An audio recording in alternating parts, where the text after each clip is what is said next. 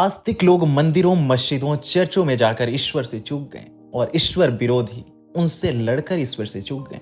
ईश्वर कोई बाहरी वास्तविकता नहीं है, वह स्वयं के परिष्कार की चेतना की चरम अवस्था है। ये शब्द थे महान विचारक और आध्यात्मिक गुरु ओशो रजनीश के। उनके तर्क में इतनी ताकत थी कि उनके सामने कोई भी टिक ही नहीं पाता था। ऐसा कहा जाए कि वो 20वीं सदी के सबसे महान तार्किक इंसान थे तो इसमें कोई अतिशयोक्ति नहीं होगी। ओशो ने अपने जीवन काल में सभी प्रचलित धर्मों के पाखंड को उजागर करके दुनिया भर के लोगों की दुश्मनी मोल ले ली थी। उन्होंने पूरी दुनिया को बिल्कुल नए विचारों से झकझोर दिया और बौद्धिक जगत में तहलका मचा दिया था। लेकिन धर्म के बारे में विवादास्पद बयान देने वाले ओशो ने कभी भी सिख धर्म के बारे में किसी भी प्रकार की विवादित टिप्पणी नहीं की। सिख धर्म के संबंध में उनकी राय काफी अलग थी। लेकिन ऐसा क्यों था? जो व्यक्ति सुबह से शाम तक हर धर्म की बखिया उधेड़ता हो, वो सिख धर्म को लेकर इतना सभ्य क्यों था? आज की वीडियो इसी मसले पर। उससे पहले यदि आपने अभी तक हमारे चैनल को सब्सक्राइब नहीं किया है तो इसे सब्सक्राइब करें और वीडियो को लाइक करें।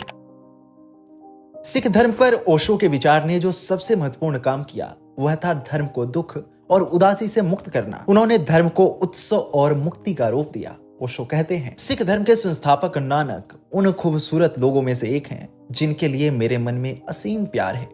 गुरु नानक देव जी को लेकर ओशो ने ये बातें कई बार सार्वजनिक मंचों से कहा था। जब एक बार किसी ने ओशो से सिख धर्म के बारे में सवाल पूछा तो उन्होंने काफी सुलझा जवाब दिया था। उन्होंने ये कहा कि सिख होना बड़ा कठिन है, गृहस्थ होना आसान है, सन्यासी होना आसान है, छोड़कर चले जाओ, जंगल में रहो, कितना आसान है। लेकिन सिख होना कठिन है क्योंकि सिख का अर्थ है सन्यासी, गृहस्थ दोनों एक साथ। रहना घर में और ऐसे रहना जैसे नहीं हो, रहना घर में और ऐसे रहना जैसे हिमालय में हो। करना दुकान लेकिन याद परमात्मा की रखना, गिनना रुपए नाम उसका लेना। कुछ इस तरह से ओशो ने बड़े ही सरल शब्दों में सिख धर्म को सबसे अच्छा और कठिन धर्म बताया था।